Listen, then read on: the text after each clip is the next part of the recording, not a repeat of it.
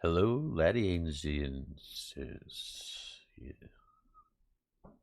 For those who don't know me, I'm Koopa.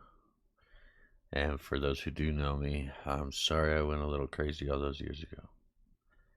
If you'd like me to talk more about that, I might talk about that in the future. For now, I want you all to know I'm getting assistance with my mental state. But that's not what today's video is about. I want to welcome back everyone for another season 2. Trying to get this VTuber to work. Is it? Uh, I'd like to welcome everyone back to another season 2. This time it's Mystic Server. I played a little at the end of season 1, and I have a few things I'd like to talk about. First, let's talk about the Steam release. I've been looking around Steam these past few years, and a friend also enlightened me the possibility that we could potentially see 50,000 players hit Turf Battles overnight once Steam releases. Personally, I would love to see Turf Battles have as good of an opportunity as it can. I've also seen some updates that have accumulated over time that crosses certain lines and breaks the spirit of the game we all know and love.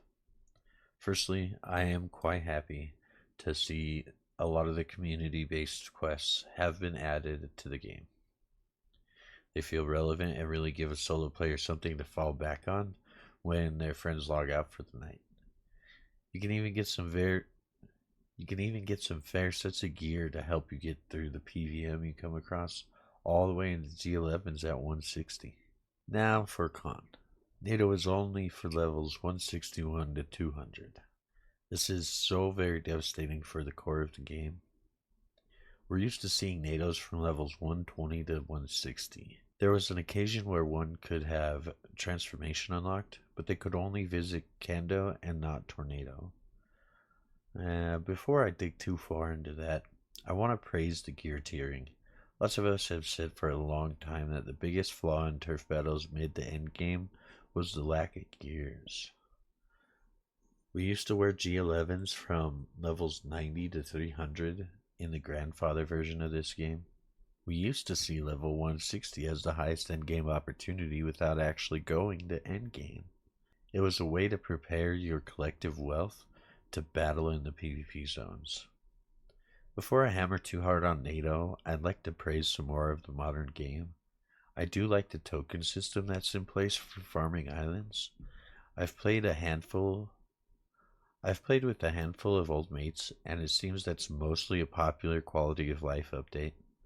I am quite a fan of being able to farm the zombie trees and still get Seth choice in exchange for my efforts. However, there is a missing element of RNG. We don't exactly feel compelled to fill the market with gem exchanges and gem pouches. It almost feels like everything should be stackable, or nothing should be.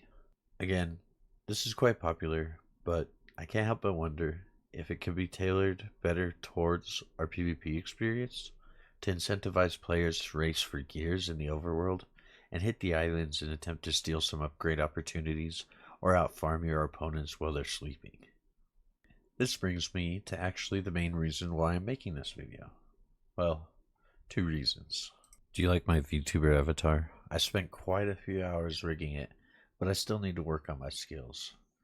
And reason number two why I absolutely had to make this video was because of the campfire formation the island monsters are taking. I love their respawn timers being fast. I even think with such respawn timers they could even have lower drop rates. But the real crime here is whatever's happening that prevents the monsters from following you. I asked a newbie one day, and I was informed that this was done to combat ranged classes from having a major farming advantage on the melee characters. Also, it should make the island more easily shareable. Well, I have to say, shenanigans to that. Part of the game's economy relies on not infinite supplies of gears and upgrades coming into the game. If players want to share with their allies or tribe mates, they really need to budget the real estate. to take the best opportunities available for the entire alliance. This is why Tornado was a key piece of the game's economy in the old days.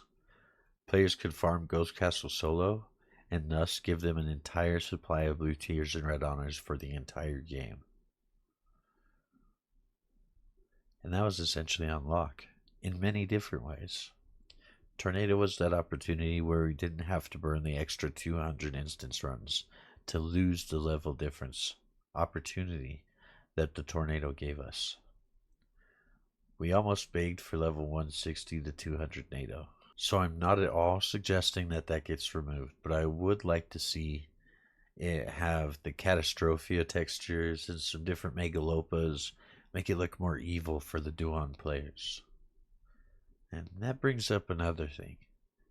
Man, do we have time for this? I've been told there's not enough Turf Battles content on YouTube, so maybe this monologue will give our players some incentive to get their voices out there and bring some attention to our great game. Anyway, I appreciate that the islands are on rotation because it keeps them alive, but I believe the token system really gave the same breath of life from a different angle, and you should now be able to remove the random islands features, as it's not exactly in the spirit of our tiered gameplay we became so accustomed to. I used to have an Aya character, a Shui character, with full G11s, 3 NATO characters, one for taking the island, one for fighting in big team fights, and one for farming the island. A Duon character, and a Max character. Now we have all the spaces filled with gear, and new skills, and we even have some power limitations in place, so we can't wield G11 bows at level 90. I would love to see the great engine that Turf Battles has become do its best to return to its roots.